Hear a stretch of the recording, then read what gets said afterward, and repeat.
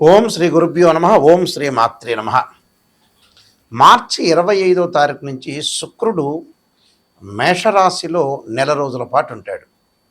25వ తారీఖు నుంచి శుక్రగ్రహము అశ్విని నక్షత్రంలో ప్రారంభమవుతుంది.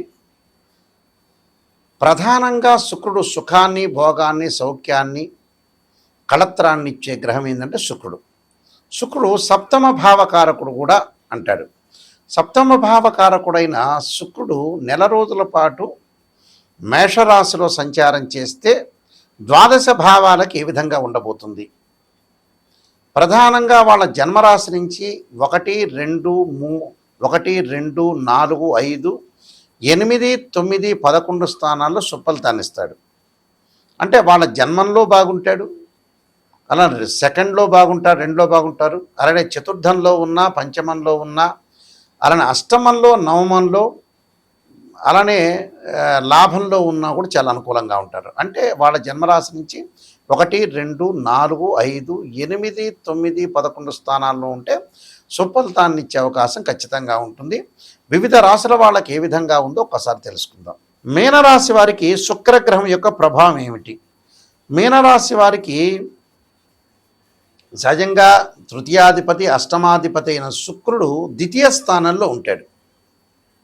ద్వితీయంలో ఉండటం వల్ల ఎలాంటి ఫలితాలు జరగబోతున్నాయి? ద్వితీయంలో ఉండటం వల్ల బంధుమిత్రులతోటి ఆనందంగా ఉండటం, శుభకార్యక్రమాల నిర్వహణ, సమావేశాలు వెళ్ళటం, కొంతమంది ప్రత్యేకమైన వ్యక్తులు, నిష్ణాతులైన వ్యక్తుల యొక్క కలయిక ద్వారా లాభాలు కలగటం, భార్యాబిడ్డల మూలకంగా కూడా సుఖము, సౌఖ్యము, అనుకూలమైన ప్రయాణాలు, శత్రువు మీద జయించే అవకాశాలు, వ్యవహార జయం కూడా కలగటం, సంఘంలో గౌరవ మర్యాదలు బాగా పెరగటం, అలానే ముష్టాన్న క్షీర భోజనాలు చేయటం, శుభవార్తలు పలుకటం, శుభవార్తలు వినటం, ప్రియమైన మాటలు వినటం, నూతన వ్యక్తుల యొక్క పరిచయాలు కూడా బాగా పెరుగుతుంటాయి. అంటే నూతన వ్యక్తులు ఎవరైతే ఉంటారో వాళ్ళ యొక్క పరిచయాలు, నూతన వ్యక్తుల ద్వారా ముందుకు వెళ్ళటం, సంఘంలో కీర్తి ప్రతిష్టలు పెరగటం, అలానే వ్యవహార జయములు, సంఘంలో గౌరవ ప్రయాణాలు, సంఘంలో గౌరవ మర్యాదలు, ప్రయాణాలు జరిగే అవకాశాలు, భార్యాబిడ్డల మూలకంగా కూడా సుఖము, సౌఖ్యాన్ని పొందే అవకాశాలు, సమావేశాలకు వెళ్ళే అవకాశాలు, శుభ కార్యక్రమాల్లో అనుకూలంగా ఉండే అవకాశాలు ఉంటాయి.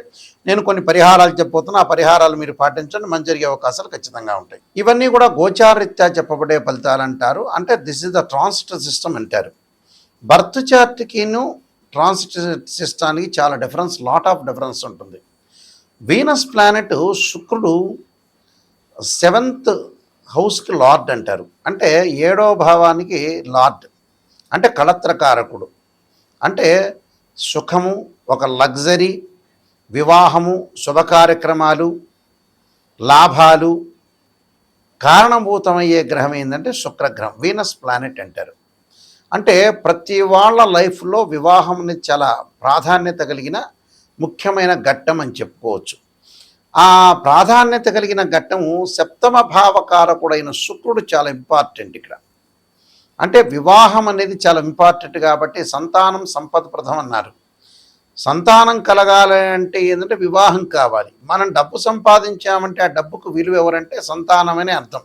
అంటే సంతానం అనుభవిస్తేనే మనం చేసే ప్రతి రూపాయికి కూడా, సంపాదించే ప్రతి డబ్బు కూడా వాల్యూ ఉంటుందని అర్థం. శుక్రుడు సహజంగా కళత్రకారకుడు, వివాహకారకుడు అంటారు. ఈ శుక్రగ్రహం అనేది ఇవన్నీ కూడా గోచారరీత్యా చెప్పబడే ఫలితాలు. గోచారం అంటే ఏంటంటే ఒక చెట్టు దగ్గర కొమ్మలకు ఆకులు ఉంటాయి. రైన్ సీజన్లో వస్తుంది, వింటర్ సీజన్లో అలానే ఉంటుంది, సమ్మర్ సీజన్లో కిందకి రాలిపోతాయి. ఆ రాలిపోయేదే గోచారం. అంటే ఆస్ట్రానమీ ప్రకారంగా గ్రహాలు అనేవి శుక్రుడు ఒక రాశి నుంచి మరో రాశికి మారటానికి 30 రోజుల కాలం పడుతూ ఉంటుంది.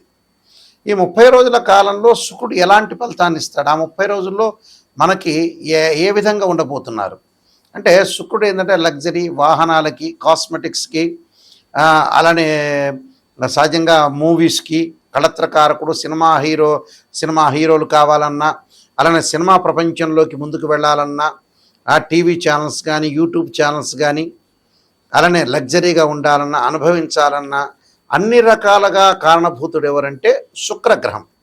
శుక్రుడు అనేవాడు అనుకూలంగా ఉండాలంటారు. సహజంగా జన్మలగ్నం నుంచి 6, 8, 12 స్థానాలు శుక్రుడు ఉండకూడదు. శుక్రుడు పాపగ్రహ నక్షత్రాలను అశ్విని, మఖ, మూల, ఆరుద్ర, స్వాతి, శతభిషము, అలానే మృగశిర, చిత్త, ధనిష్ట నక్షత్రంలో, అలానే పుష్యమి, అనురాధ, ఉత్తరాభాద్ర నక్షత్రంలో కూడా శుక్రగ్రహం అనేది ఉండకూడదు. శుక్రుడు రాహుతో కానీ, కేతువుతో కానీ, శనితో కానీ, కుజుడితో కానీ కంజంక్షన్ కాకూడదు.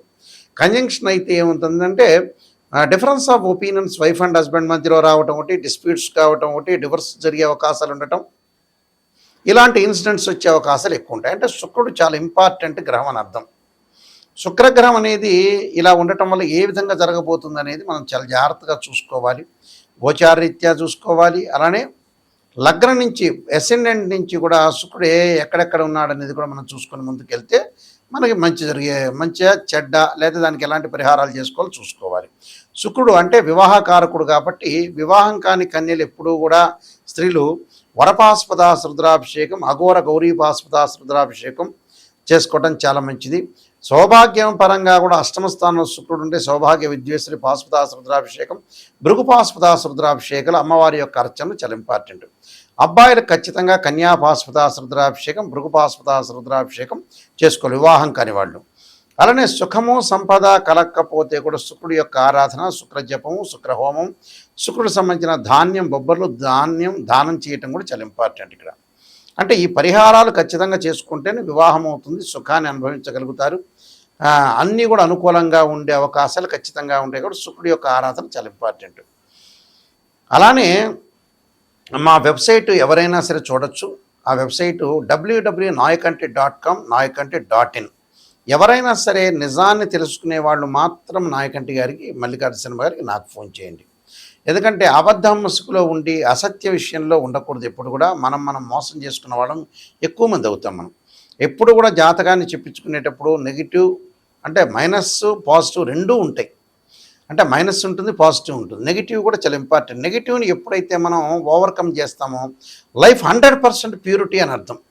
అంటే మనం అసత్యాన్ని మనం ముందుకు తీసుకునేవాడు, సత్యంలోనే లైఫ్ అనేది ముందుకు తీసుకునేళ్ళ మనం మోసం చేసుకోకూడదు అని అర్థం.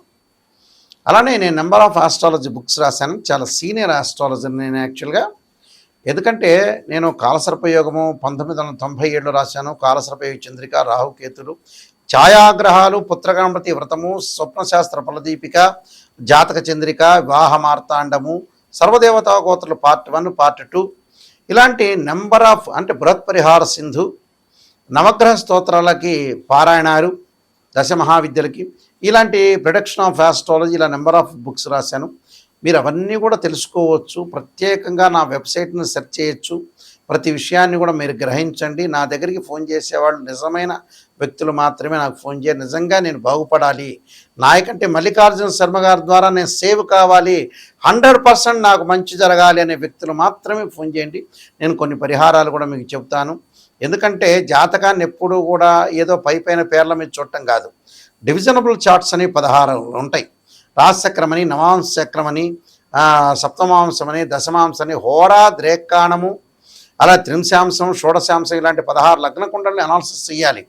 అనాలిసిస్ చెయ్యంది ఏ జాతకాన్ని మ్యాథమెటికల్ క్యాలిక్యులేషన్ చేయకపోతే ఏ జాతకము తెలియదు.